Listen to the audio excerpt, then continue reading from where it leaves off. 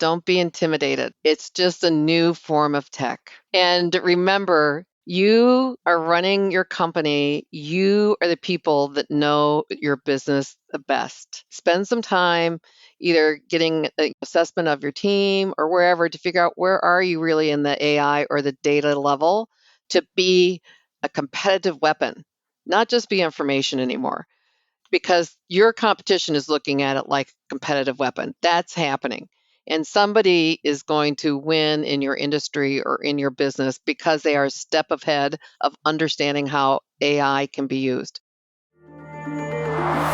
You're listening to RevOps Champions, a podcast created for B2B leaders to help you align your people, streamline your processes, trust your data, and leverage technology in order to grow your business.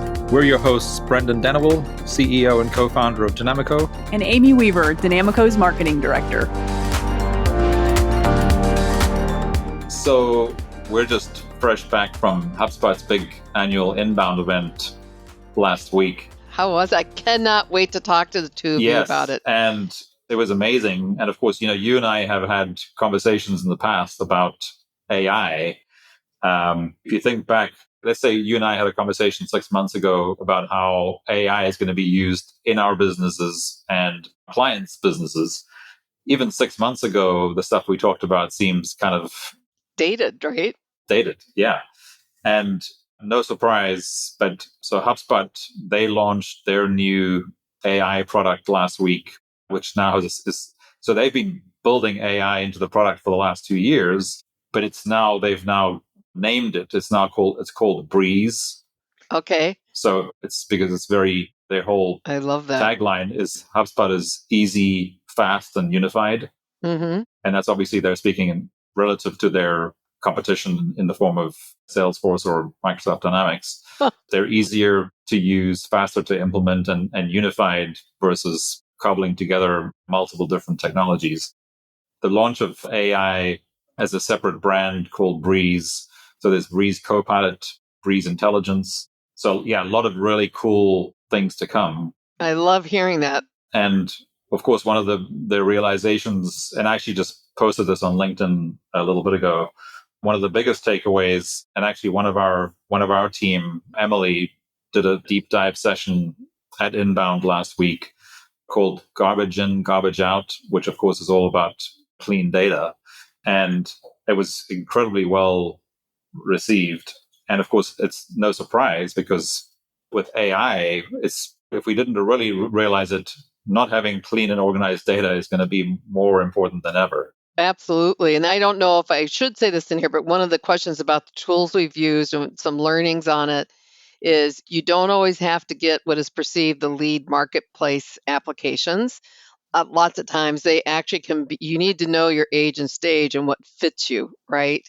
And then the example I was going to give is like a Salesforce versus HubSpot or those types of things. And as a mid-cap sized company, we went with brand name and the complexity just ate us alive, right? And we're in AI. Right. And we know the right questions to ask, but we, just between you and I, the Salesforce experience was a lot of money and just about killed us, right? It was just all productivity went down. We had massive challenges. And then we actually stood back and reevaluated and say, this might make sense for Hewlett Packard or Oracle or Cisco. It sure didn't make sense for Timaron, right? And moving over to HubSpot was like a breath of fresh air, was what I was going to say, fits in with Breeze. But is that the type of learning that's okay to talk about in this environment? Like, can I actually explain that? Well, in fact, we're recording now. So everything we've talked about so far are things we're willing to share and able to share. You just need to tell us if there's anything that you don't want to share. Yeah, no. I definitely do. I mean, to your point, it's a continuous learning. And I wish somebody had brought up the age and stage to me before I spent the money. Yeah, we made the same mistake. Did you really? Yeah, we bought Salesforce in 2013. And of course, the Salesforce rep was very happy to sell us the software without telling us that we would then also have to buy services to actually properly implement and customize it for us. Or the other 20 little tag-ins that had to come with it to make it do the thing you wanted for it. I agree. It was a big shock for sure. So other than the fact that it was, unwieldy and way too complicated for the stage that we were at, on the other end of the spectrum, it was a terrible customer experience, right? We hear this a lot. And so I wasn't surprised now when you shared that with me. We've heard the same story so many times. And in many cases, it's companies that were just too small, like you were saying, age and stage. And the reality is that for most companies that have under 1,000 employees, they no longer need something as complicated as Salesforce or Dynamics. But HubSpot wasn't able to do that 5 years ago, but now they are. Right. They've really grown into their own. And I think the key learnings coming out of Fortune 50s with a run at Hewlett Packard and then Oracle and Cisco, everybody used Salesforce and Marketo for the front end and the back end for execution. That's all I knew, right? So I had close to 25 years of Marketo when they came out new all the way through, and then Salesforce. And so when I started working and building mid-cap companies, it still kind of worked if you're a billion and above, but a billion and under, it just did not work. And that's why I totally loved the EOS system because it was right for the entrepreneur. And that's when I learned about the new tools too. So like working with HubSpot was literally a massive lift of weight off our shoulders. And then the second thing is learning about ZoomInfo and how the two of those plug together. That's like a 1-2 punch for our productivity. It went from just really kind of a slow drag, learning to use the tools and getting through our Monday morning pipeline calls and things of that nature, to actually having a dashboard that we all understood. We knew how to make it ourselves. We didn't have an assistant. It was just a totally different experience. And on top, your point of customer support, that's a big deal. I think the companies that are sized for our target companies of 1,000 and under really made a difference too, because people are available and they really care. And we could see our input of like, can the product do this? Can the product do that?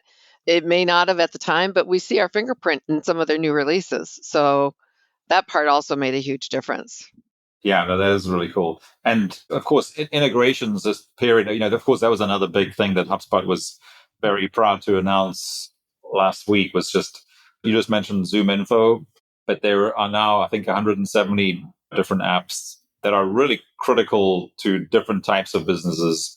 And this is where the unified piece comes in. It's obviously great to be easy and fast, but HubSpot philosophically have always had this approach. Well, if it's not unified, in other words, if you don't have everything, all the data synced in real time, then you're not really being as efficient and you won't grow as efficiently as you would be otherwise. So being able to integrate those really critical tools in your business, and you probably see this with your clients and as we do with ours, that depending on the industry that they're in, they use a different set of tools, right? So their tech stacks all look a little different. But in our case, 100% of our clients have HubSpot, and then it's integrated with, in some cases, still with Salesforce or Microsoft, but then all these other apps that they need, their marketing team or their sales team or their service team needs to really be productive in their day-to-day. And of course, again, you cannot help mentioning, of course, now AI is as AI is added to each of those products and tools, the productivity and efficiency just keeps increasing. Well, I think you're totally right. The whole piece of AI. So Timaron Group, that's all we've ever done is AI, right? We're just data. We're about that. So we've done it the hard way, kind of like from the root level out. And when you start to see what HubSpot can do and the community and the collaboration that's been done with APIs to all types of applications, that just made our life and our life with our clients significantly more effective because nothing's easy in tech, right? I don't mean it to sound like you turn it on and it drives itself, but it definitely made a difference to be able to have HubSpot be ahead of the game with their APIs. And now on top of it, as we can bring any kind of structured or unstructured data to our clients, if they're on HubSpot, it's so much easier for us to help them on their revenue side, right? So one thing you think about RevOps Champions, that's a huge play to be able to use HubSpot as the engine and to get the data in it. So the fuel that goes in is exactly what you need. It's not junk in, junk out. It's been cleansed, it's been focused. And once it hits HubSpot, from what I've learned on this, again, like we're just embarking, like we're a year old into this, it really can get into the major plugs for front end marketing, sales, and service and support, right? And that line between all those different types of applications and tracking, is getting thinner and thinner because you can start to see where their APIs are working and it's bringing it together. So I'm very excited to hear from you more about how and what you learned at the conference and what we can learn and leverage with our clients too, because several didn't get to go, right? It's a huge conference now. Yeah, I think this year there were 12,000 people. And then, of course, there were 100,000 people who tallied in just for the keynotes, the big keynotes, which, of course, where a lot of the big announcements were made. And those are actually publicly available as well on HubSpot's YouTube channel. Oh, that's good to know. So I'm going to refer my clients to that. I didn't know that they could actually dial in and see those. Yeah, that's actually a good point. But we should have maybe publicized that more. But well, I think that's really key to one of your questions that you had about what really lets people be more productive, right? That question was an excellent question that you posed. And I talked these through actually with all of our team at Timaron Group just to get different perspectives. And as you would expect, we got a lot of different answers. So thinking about going through this, when you would ask, okay, in previous roles, what are the key elements that you needed to do to be able to succeed? Everyone had on their list common communications backbone, right? So having an operating system like EOS or in big corporations, Six Sigma Lean, it doesn't really matter. Just have a tool that lets you speak the same language. And that also needs to be the full communications plan on it, needs to also be in our onboarding, right? So, because every day somebody new's coming and then that person doesn't really fully know. And if we can get to things like rocks, or you say, what's going to be our strategic plans, people understand those words. That helped the acceleration significantly. Two others that came up as we were all discussing this, we said, it's also really good to be clear in understanding the whole RACI, roles, accountability, who is responsible for what, so that you know, are you the decision maker or are you part of the advisory group, right? You have 5 people that are working a special project and everybody thinks they're making the decision, but nobody realizes only one person is in the roles. So that whole communications backbone and then also understanding your roles, responsibilities, and accountabilities.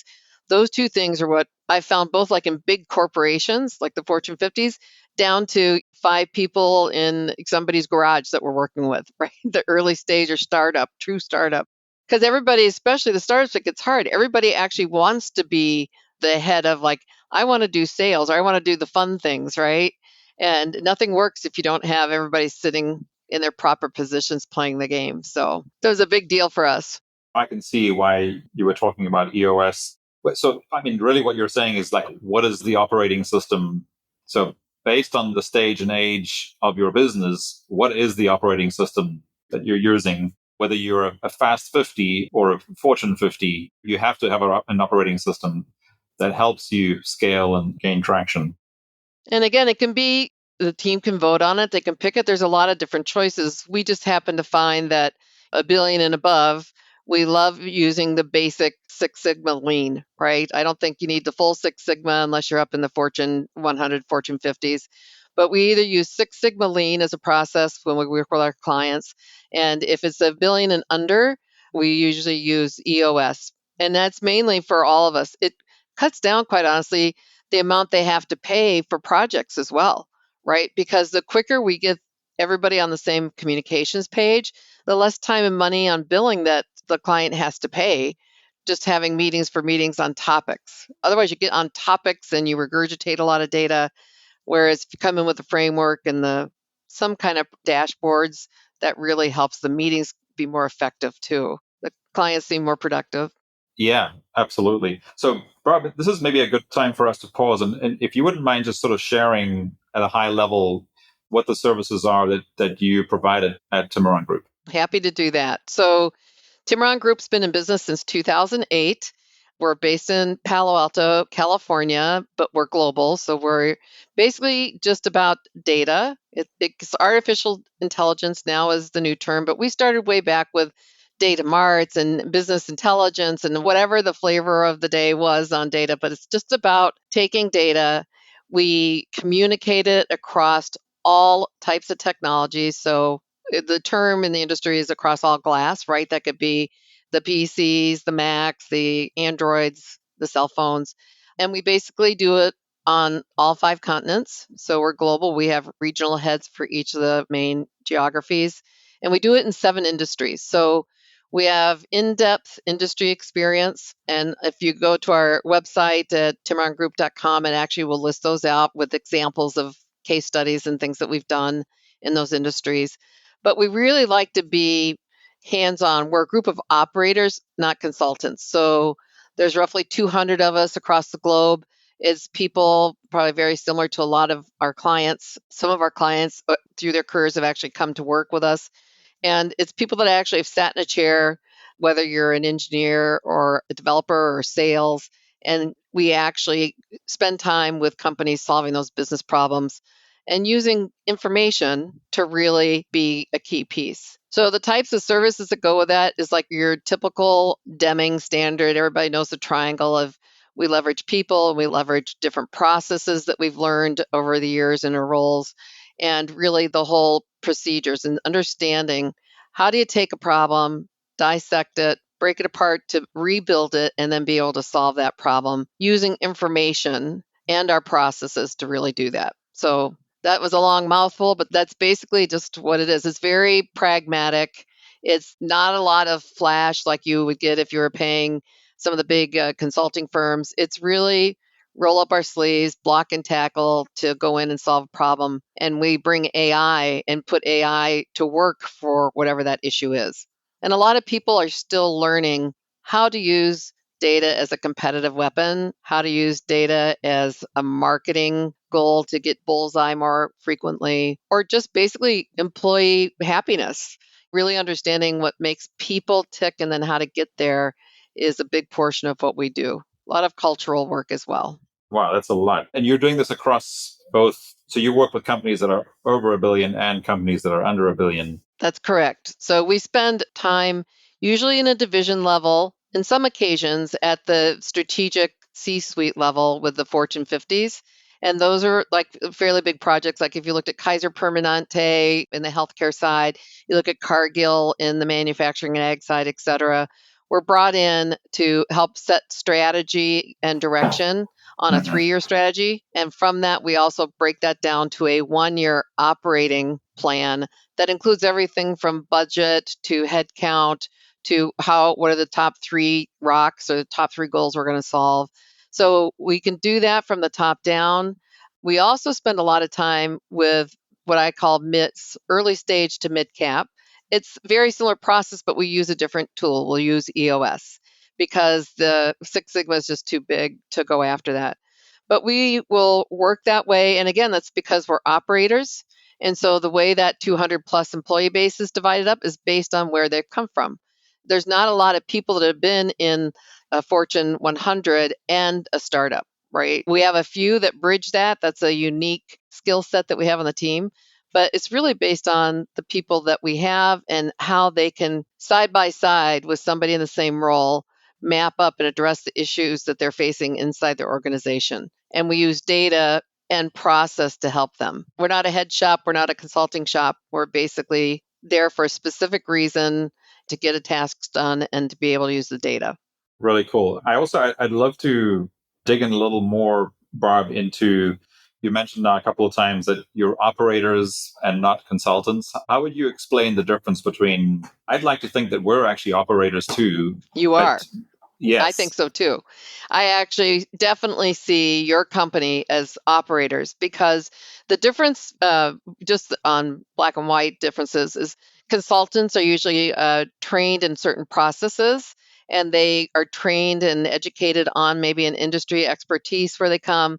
The difference between the operator is they've been in the chair, they've carried the P&L, they've carried the quota, they are measured, they're hired or fired by the way they actually execute the strategies and things that they put together. And a consultant may never have had to execute that or be in that role. So an operator to me is like one step closer to that front line in any company, right? You have had to execute the role that you've been given. A consultant is more advisory, which are also very critical. We've always used consultants at any of the companies that I've worked for, except maybe some of the early startups. And that's just limitation of money. Usually they don't have the money to pay a lot of that, but that definitely, it's a different role. And what we've found in working with our clients that makes a big difference, especially if we're doing a very big project. Like we did a big project a couple of years ago working for a telecommunications company that actually wanted to circle the globe, low Earth orbit with internet. And you can probably guess who that was. And we had a lot of people that really had been engineering in low Earth orbit OEM agreements. We had people that were really big in communications, came from some of the big global companies.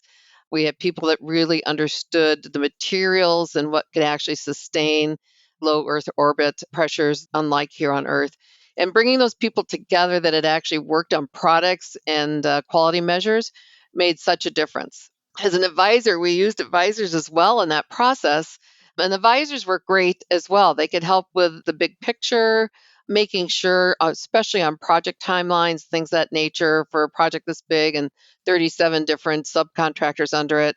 The consultant services were great. We could do that too, but we were busy building the product. And so I think there's more than enough room for everybody, but that's what I really see the difference is more hands-on and bringing the experiences from the past of where you've been and really helping that person or that department or that company leverage some of that and bring it to life. Right. That's very fulfilling and it's exciting. It's exciting work. Yeah, I can imagine. It's kind of, which again is different to the gig economy, of course, that's blowing up right now, where you have more and more fractional people. And I forget what the phrase was that I read over the weekend, but where essentially people will now have 2 or 3 fractional gigs instead of one job. So they aren't necessarily operators, but they might be, but it's on a fractional basis. Right. And I do think one of the key things, especially for those that are listening, you don't have to be, we do a lot of fractional work. We've been a gig economy since 2008. That was our first piece, was to go in and be I was a fractional COO for Bob Ewald at SGI. And he brought me in specifically because we were looking to sell the company. So for one of our first gigs, it was to go in and do that with the intent of knowing what the set goal was. It was very perfect. I had done 3 very large sales in the past, and so that was great. We do a lot of fractional, all the C-suite, right, is there. But we also do individual fractionals. And so now this whole new phase is kind of, to your point, expanding. It's for individuals, which I think is completely exciting with the amount of people that are going in and out of companies now, massive hiring, and then a year later, massive firing. I think people are getting comfortable. You're not only going in, but being released, right? Being released 10 years ago, you're in the Hall of Fame and then the Wall of Shame. Now it's like you're letting go 1,200 people. I want that list and I want to hire them, right? I mean, it's people, the whole dynamics of how people work and what is not only financially and productively efficient, but also the fact of the personal side, I think is really changing. I love the gig economy. We're structured that way at Timaron Group. Oh, I didn't realize that. Okay, so that's... Yeah, one of the key things we did operationally right out of the gate was, because I was living and seeing this in Silicon Valley, in 2008, the gig economy was fairly big because people were just switching teams all the time. We used to joke around as it isn't a job, it's a wardrobe. You know, you'd have Intel on one day, you'd have HP on the next day. I mean, just depends where you're at that moment in time. And setting up a business where we can say to people, come work for us how you want to work. That was really important because we were missing some great talent just trying to bring in an employee. Because if it was somebody that had been released maybe 1 or 2 times already, they're like, I need to hang out my own shingle. Okay, hang out your own shingle. We'll put you on a 1099. We'll bring you in as W-2 if you need insurance, whatever, however you want to work. All we really care about is we have these clients that have these needs and have these deadlines. And if you come in and do your part that matches that on time and on budget, even better, under budget, great. We've got lots of opportunities for you to work. And I think more and more companies are starting to see, especially since COVID, exactly to your point, is like work how you want, enjoy it, and you can balance your lifestyle the way you want. For me, I was a total workaholic. I want more, I want more, I want more, right?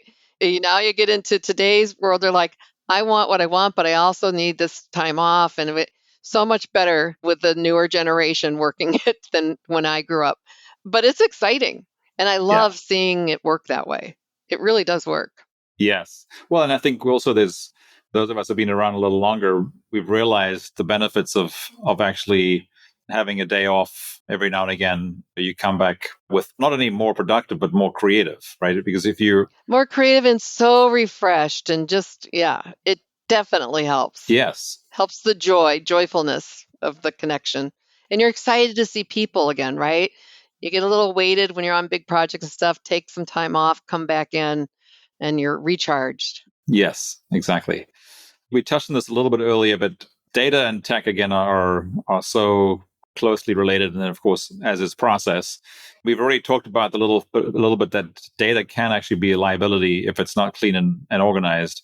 How do you manage these two areas of tech and data with your team and stay on the positive side of those two being assets versus liabilities? That's an excellent question. And in full truthfulness and transparency, there is always a good and a bad with data. I think a lot of it comes down to how you use data, and that comes from the tone at the top. What is the company culture?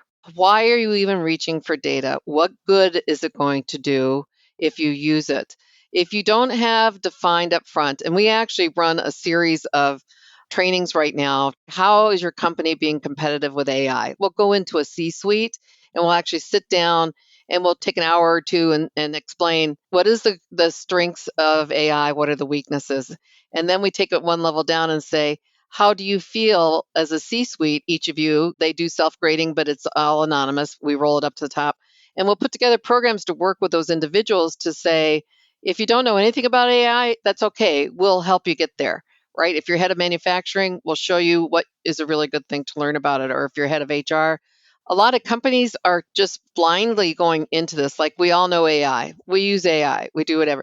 But the reality is, if you don't know what questions to ask that lead to your strategic goals or your rocks or whatever the terminology you're using, you're going to waste a lot of money and a lot of time, whether it's for good or bad, because you really have to understand at the grassroots, go down to the very front line, understand what is AI and what is our score as a management team or as a company. Are we 50% on board with it? Are we 2%? You need to start there, and then you need to find out, it's not if, it's when. Your competition's going to beat you if you're not in tune with AI.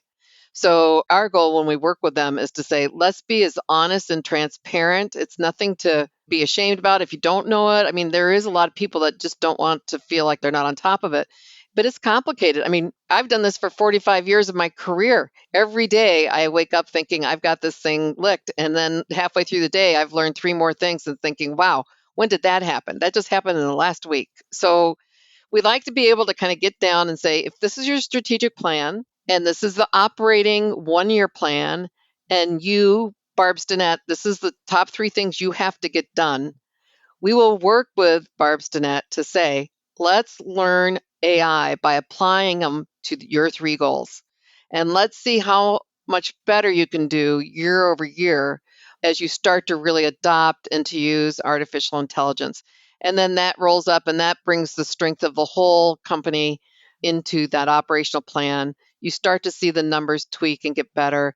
And then you also start getting really innovative 3-year plans, right? That gets exciting because people push themselves more. Once they learn it and can see the what ifs and how you do it, that's where it goes to good. So you're saying what happens when it's not good is when you don't have it tied to your goals down to the individual with the 2 or 3 rocks or goals that you're trying to achieve.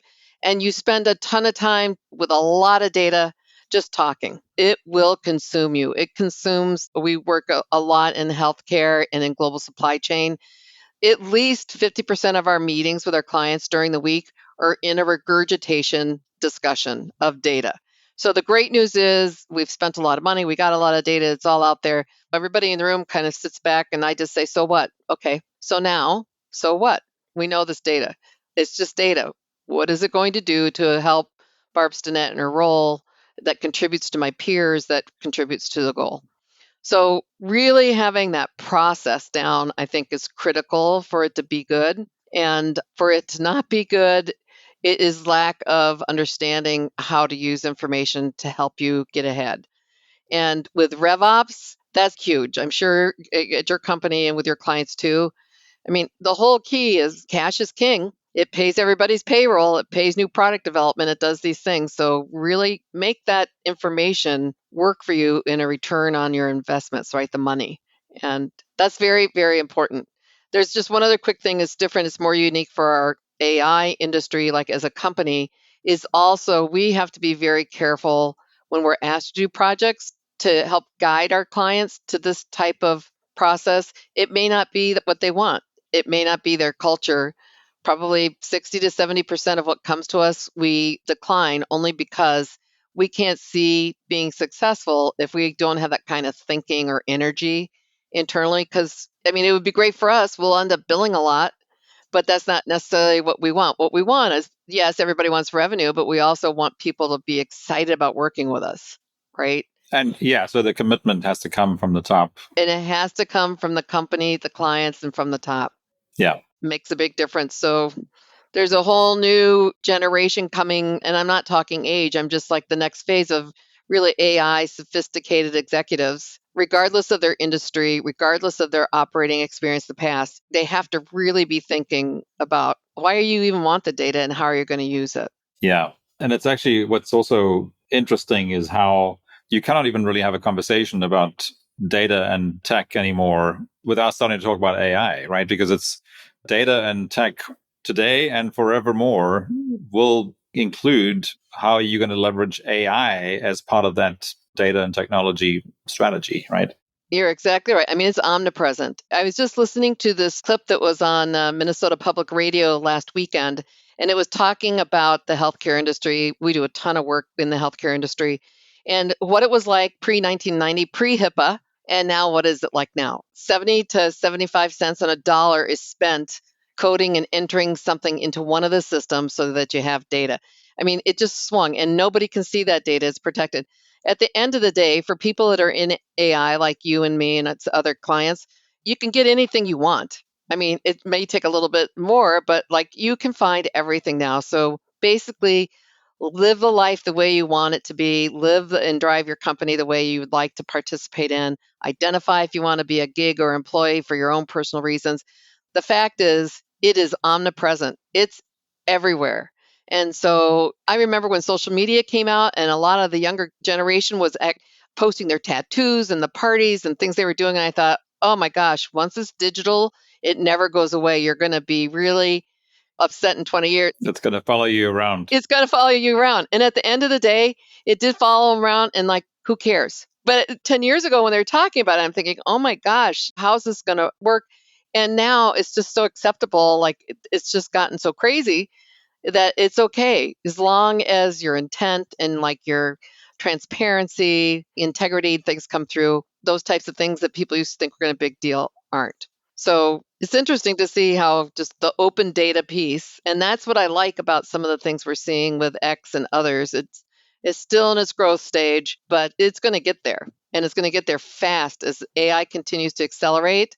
That amount of data, whether it's a truth or maybe not a truth or whatever, it basically all is truth because that's the data now. Yes. Yeah, it is crazy. So we talk a lot about with the pillars of RevOps are people, process, data, and technology. Yes. Whether it's kicking off with a client or you're strategizing around something, whether it's internally or externally with a client, does one of those come before the others or does it depend? In other words, when you're starting something new, do you say, okay, well, we have to start with what is the data that we're after? Or do you say, well, the people piece, of course, is the culture and communication piece that you mentioned earlier? Or is it process? Or in our experience, technology comes last. But yeah, do you have any thoughts on when you put data before process or process before data or people before data and process? Yeah, absolutely. And this, no matter what size company, we follow more the Deming triangle where we've got the people, the process, and product. So we have the tech and the data kind of combined together. That is always last because that is something that serves the function of whatever the goal is. And the process to us is second because it's always about how are we going to develop the strategy and execute. So we'll do the process To us, the number one by far is what goes up and down and out the door every day on the elevator: people. Without the people being bought in, being there to help execute it, to collaborate with each other, getting that culture and the goal and the people aligned first, that's where we start. We say, okay, what is the key issue? How did this issue come about? What has been the experiences, good, bad, ugly, in the past? We work really hard to get the trust factor going, usually in that first 90 days. It's not a 2-week fix. It's not a one meeting fix. It's like a series of things to get people focused. And then we line up with the process that works best for the age and stage of the company. And we really kind of get that going, say, here's our roadmap. This is what we all just agreed on in the first phase. And it wouldn't have happened without all of you together. And then we will lead that in to say, let's just knock this out of the box. Let's get a home run here. We got to have a framework, and we'll explain why process is important. We usually have somebody that is very good at process take the lead, almost like a project manager on that. And if they don't have anybody, we'll put one of our fractionals in with a goal of cross-training. They need to meet us. So when we're gone, that person really has got a new piece of their skill set that they can carry on with. And from that, we will then recommend the technologies, because throwing technologies in first, that's the easiest thing to do. That was the mistake we as a company made, right? I've always used Salesforce. I've always used Marketo. I need that for Timaron Group. Millions of dollars later and a lot of frustration. And we just went, well, what were we thinking, right? We should have started with who we are and what we want. And that would have led to a different answer. So I love the pillars question, and I'm excited. I know you guys follow that similarly too. I think our processes are very similar on that. Yeah, it's interesting that because I completely agree. So, for example, we were talking about EOS earlier. One of the great things that a lot of SMBs will credit EOS for in their first year or two of running on EOS is that it removed a lot of the emotion from the business. You're not focusing on the people issues, you're focusing more on the process issues. So whenever that comes up and we start wanting to point fingers at a particular individual, I'm typically one of the people that'll go, okay, whoop, stop. Okay, let's make sure. Is there something in the process that's broken that we need to fix first before we continue to point fingers at somebody who is just, if the process was better, then that mistake wouldn't have happened, or whatever the case may be, And that's an excellent point to add on to that. We always start with people just because we want them to define what the issue is and where they're at. And during that first phase of the definitions, we spend time in two levels. One is on what's worked and what hasn't in the past. So we do try to flush out, was it a process break? Did this, do that, or whatever? And fully put out there that you are the team that's going to change this, right? There is absolutely no blame or pointing fingers in here. What we're doing is we can do it anonymously. So we have a process we'll go through to anonymously gather the data. But it's interesting how most of the groups, especially if you have a mixed group of newer people with some people who have been there a long time, saying, no, let's do this. Like, let's figure out if you feel like you've been blamed for something that really wasn't your fault because of X, Y, and Z. Lots of times they want to flush that out too. So it's interesting to see if we know, and this is actually something from 2 months ago, we had a group that the company was really failing. They were running really fast to a chapter something. And they'd had a couple of turnovers at the CEO level in the last 2 years. It was a little bit of a hostile environment to go in. As part of our first 90 days in trying to just diffuse everybody from sitting with their arms crossed in a meeting to just at least being able to breathe, is we used a tool, which I think a lot of people have used, is called Insight, to kind of help explain what type of person am I? And are you a half full or half empty person? Are you analytical? Are you more marketing? And then, they have the colors that you have these little stacks on your desk.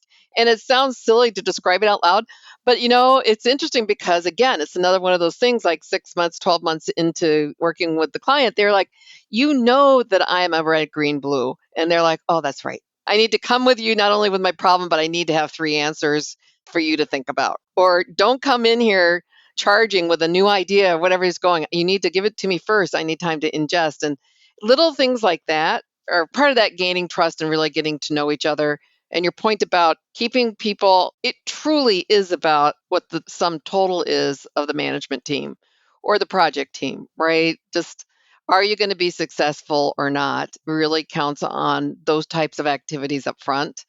and really coming in with at least a partial comfort that you're working in a safe environment. And hopefully it gets to a safe environment when the team's in the project and working it, right? Just feeling like we're making a difference and that it's okay if you make mistakes. It just makes us smarter because now we know. Yeah. And of course, it's a lot easier when you already have that trust on the team before you start. But of course, I get what you're saying. In your case or in our case, we want to make sure that that trust exists before we get deep into an implementation, because without it, it's going to be really hard to be successful. Just pushing a noodle. Yeah. Barb, so, I mean, we've talked a little bit about both our failed Salesforce implementations in our own businesses. We learn from that, right? So what now goes into your decision to implement new technology within your organization, or what you would advise to another company? How long does it take for the team to fully adopt? And what systems and processes have you implemented to make adoption easier? That's, again, another great question. That's changed a lot since the beginnings. In 2008, we were looking at brand name like a Marketo and a Salesforce and their track record for implementation, et cetera. The way that we do it now is if we have a problem that can be solved by some technology being applied, is we really be sure that we've got the problem defined. It could just be a SWAT team, focus group, whatever you want to call it, to say, what do we really mean that we need a better CRM? What is it that we're reaching for? Quit using the term, use the words. I need to see whatever. So we actually spend a little bit more time up front writing down and describing. We eat our own dog food. We follow the process to say, let's start at the top. What's the problem? What is the solution? And what are the different types of technologies that might address it? And then we will switch gears to say, okay, who will see the demos and the things of that? And we vote on those with different criteria for dashboard. And then we actually always ask for a trial. And I bet you 9 out of 10 times we'll get 60 to 90 days free trial to do it, with a letter of intent in their hand saying, if it does these things as we believe, we come to agreement with a vendor, then we will sign a contract. That helps a lot from the standpoint of just flushing out, are we all saying decoder ring, right? We're all saying the same word, but are we all meaning the same thing, down to testing it and then getting to that point. The second thing that we do different that we didn't in the beginning was we always had a technology lead on it and a business unit lead on it. So let's say it's something that's, has to do specific with business development. We will make sure that somebody on the IT team at Timaron is partnered with the person that's going to use it for their day-to-day job. So that helps a lot too. Before we were just having IT do it. And then we switched and said, IT doesn't know my needs. So we switched to business unit. Both ways failed. So in complete honesty and transparency, both failed. I mean, it kind of got done, but it just, now that we've done that, and we've probably been about 10 years into that process where we call it the tag team, they really do a great job. And those two people then are also responsible, once we've picked something, they are also, if you will, the program or the project leads to go into their groups, into the business unit team and teach the app, and into the IT team to teach the administration. Right. So it sounds complicated, but it isn't. It's just made it so much easier to, having somebody that's a business unit person try to explain it to the rest of IT for admin, total mess, right? Having IT come out, that works a little bit better, but they still don't really feel the pain. They don't make or break the job of the person that's there. They just teach them out of the manual. So that's actually worked quite well. Yeah. Okay. That's awesome. When you've been around, as long as you and I have in business, especially in our own businesses, and with all the mistakes that we've made, and we've touched on a few of those, and I'm sure there's a lot that there's obviously a lot more that we haven't talked about. So, what were your greatest outcomes or success stories or accomplishments that would not have happened had you not been through the mistakes or the challenges that you had to get through to get there? There's 3 that come to mind. I'll share one. One is around precision agriculture. So before the big project with this consumer packaged goods company for precision agriculture, I would have never been brave enough to break some glass and to try new things and learn how to work with multiple vendors at once to solve a problem. I would always be solving a problem that a client needed. either ourselves or bringing in a partner in some way, shape, or form that brought a product that helped solve the problem. When I did precision agriculture, everybody except for one person, while I was starting right out of the gate in 2008, everybody said it's not going to work except one of my mentors from Hewlett Packard. His name was Joel Birnbaum. He was the head of R&D labs. And he always broke glass, but he was the head of labs. He could do that. I'm out in the field.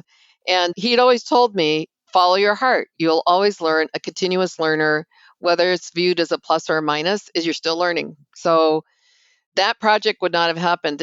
It had 27 vendors to pull the solution together. It was a huge orchestration of bringing it together. Everybody had fractions of the deal. Nobody ran or owned the deal. But for the greater good, to get a higher yield and better quality of food out from the number one food and beverage provider was a goal that everybody could get on board with. So not having fear of failure is what made that happen. And having someone that actually put faith in me years before I even got to that project was what gave me the confidence to say, why not? And get out there and try it.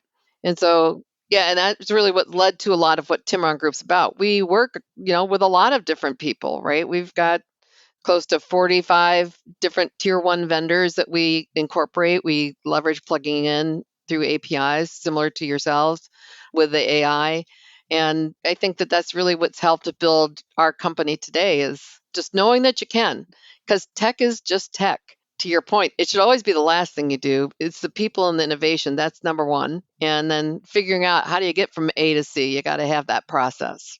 Yeah, that's interesting because I think people often think that the tech, because the tech companies are so innovative and are so good at marketing their innovation, I think a lot of business leaders fall into the trap of thinking, well, if I buy that product or subscribe to that product, it's going to solve my innovation. But of course, absolutely happens all the time. And I'm sure it's happened to me multiple times too. Yes, me too. Barb, so, well, first of all, thanks again so much for joining me on the show. You're welcome. As we wrap up, and well, I guess last week was a huge week across the CRM ecosystems that we all know. From Salesforce, there was Dreamforce last week, Microsoft Dynamics and HubSpot all made the same announcement last week that essentially they are now AI agent businesses. Yes. They are no longer CRM platforms. They are now AI agent platforms, which is quite staggering. And clearly there was a lot of positioning and stuff going on behind the scenes there. Absolutely. Because it is a bit of a race to plant the flag. I think they all had to come out with that announcement at the same time. However, for the lay people that you and I work with every day who are just trying to figure out how to be better at growing their businesses, what advice do you have for leadership teams of lower mid-market companies specifically? We don't have a lot of listeners from the Fortune 50, but for sort of lower mid-market companies, 200 to 2,000 people, what advice do you have around incorporating AI into their revenue operations? First of all, the advice is don't be intimidated. It's just a new form of tech. And remember, you are running your company. You are the people that know your business the best. And using advisors or vendors or operators or consultants, whatever, you've got a lot of people around you that are there, and just find the ones that feel good to work with and get smart on it. Spend some time either getting an assessment of your team or wherever to figure out where are you really in the AI or the data level to be a competitive weapon, not just be information anymore. Because your competition is looking at it like a competitive weapon. That's happening. And somebody is going to win in your industry or in your business because they are a step ahead of understanding how AI can be used. So remember, you know your business the best, and getting smart on AI and leveraging that so that you guys really feel that you're going to hit a home run when you start to dive into it, to me, is the first level of advice. The second piece is you've got great processes. You've been in business for the number of years that you have. So really lean on that process. Lean on the fact that you've got a common language, whether it's EOS, a lean, whatever you use, and know that you got the process. And then just like everything, you're putting it into the machine. You start bringing those vendors in and all of the hype about what just came out last week, there is a lot. For somebody like Timaron Group, we are thrilled. We can't even answer the phone fast enough right now since last week. Yeah, like us. Because we're lean and mean. We're only 200 plus people, but we do really great work. But there's only 200 people. Each one of these probably have 200 people doing their marketing each. So being an early stage to mid cap, it's always concerning because you feel you don't ever have enough people and you don't ever have enough money.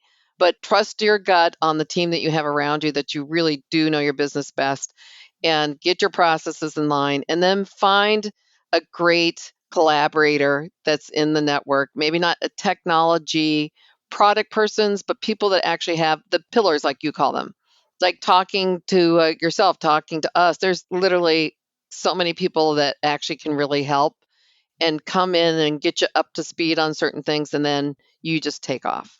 So to me, that would be my advice is it's always intimidating and it's somewhat scary when there's a big release, which last week was huge. And there's a second wave coming that's going to be between Thanksgiving and Christmas about okay, now this is where it's at. It's going to start hitting us faster and faster in waves because the next 12 to 24 months is all about figuring out what is AI and how does it make you competitive. So learn it, trust your coworkers, and take a deep breath, lean on your processes, and there'll be enough tech for everybody, no matter whose it is. Right. Because every single presentation is going to sound the same, and it's going to sound just as good or better than one you just heard. So get your footing and be sure your footing's stable. Yeah. That leads me to one more question in that case, which is, what would you say to a business leader that says we don't really have access to enough data in our business because of our size? How would you answer that question, first of all? And if you didn't realize that they didn't have enough data, how would you suggest that they find the data that they need? Well, first of all, I'd say call me. Call Timaron Group because we're all about data. But the process that we do is let's say, and everybody should be doing this that's in data for you, just different levels at different industries. First of all, really trying to define what data is it that you need. Do you need what they call first level data? Do you need seventh level data, right? There's different levels of data for drill downs. When you're working with the SEC or you're working with something in healthcare and you're doing a care pathway to solve a better outcome for someone, you need 7 layers of data. If you're just trying to get general population for something or looking at QA data on a product you might be making, you may only need 1 level data. So talk to somebody that really knows data and let them help you figure out what level do you need and how much do you need of it. Is it setting they call it the geographic fencing. So you figure out how deep do you have to go, and are you doing this for a certain project? Are you doing something that's for worldwide? They set a fence around the data, and that determines how much you're going to get and what pricing. So if you are working with somebody, they should always be asking you what level of the data is it that you need and what is the fencing or the footprint of it. That gives you pricing so you know how to buy. For example, let's pick healthcare for us. For me, there's certain things on care pathways. If somebody's got chronic COPD in 3 or 4 different states, and I need to really understand what doctor are they seeing, what medicine are they on, are they compliant or not, et cetera. I mean, those are layers of data, the 1 through 7. I'm going to have to pay a lot for 7 layers of data. But I mainly only might want it for this certain clinic for this certain doctor. So I can save money by knowing exactly what I'm trying to pull together. So that's how I would look at the data question. And again, those are just kind of general learnings as AI starts to roll out. People haven't had to think about that before. Now there's a lot of people saying, I have the data you want and I'll sell it to you, no problem. And there'll be a lot of money spent that probably doesn't need to be spent if you can really take some of that time in the upfront discussions for it. Right. You just have such a unique perspective on this. Do you think that first-party data it might be enough, but you're saying that more and more businesses are going to have to look beyond first-party data, in other words, their own data, to really make the most of AI? Absolutely. I think depending on as you learn, and right now I think first level, firsthand is going to be great for maybe the next 6 months, maybe, but there's already several people going deeper, way deeper, even for ourselves. If we're working with a specific client that's in, say, the industrial manufacturing industry, we're not only just looking at their problem where it's at, we're going back into a history of research and things that we've done for a lot of our industrial manufacturing, which at the time, 6-8 years ago, we wouldn't look at this type of data. But now that data is really important for us in our research to be able to take back. So that's what I mean. Like, just as an example of a company itself, I have got to beat myself on getting to the table with the latest and greatest and understanding your history as well as what you're getting from the client, maybe from some of their data resources, et cetera. That's got to all come in and really help with what is the definition of the problem you're solving now. And it will be solved in a different, unique way because of what you've done before. You know, that old saying, what got you here won't get you there. That's really true with data for sure. But what got you here, done that first part, it can help you get there faster, but it will be different. Yeah, which is the opposite end of the spectrum of what we've talked about quite a bit recently here on RevOps Champions, which is the most dangerous saying in business is, this is how we've always done it. Right. I totally agree. The second I hear that, the hair on the back of my neck kind of goes up. It's like, uh-oh, right? We've got some things to work on. Yeah. So, Barb, I guess I have to ask you then this next question related to the third-party data, which is, so you mentioned at the beginning of the call, you mentioned ZoomInfo. So companies like ZoomInfo and, you know, their biggest competitor, I believe right now, is Apollo.io. Yep. Does that put them in a really strong position if people are going to need to go beyond first-party data? And I'm speaking specifically from a sales and marketing perspective, which of course is a lot of what we focus on, of course, with revenue operations is marketing, sales, and customer service. With customer service, obviously, you're using first-party data. But with sales and marketing, if you can leverage something like ZoomInfo or Apollo, that obviously enriches your data quite a bit. So this is obviously a good thing for companies like that. I think it's definitely a good thing for companies like that. I think that it's just like any other tech, though. Be sure you define it and work it, the process we just talked about, and then evaluate is the depth and breadth of what a ZoomInfo or Apollo gives you, or is it feeling too heavy? Or maybe it's just, quite honestly, going and buying lists from people. You don't even have to have an application. You might just say, for what I need, I'm just going to get a list that's current, and I'm only going to be running this sales campaign this year. It really does depend how much you're going to use it and what you're using it for. But it does put them in a good position, but I don't think they're the end all to anything, just like any software, right?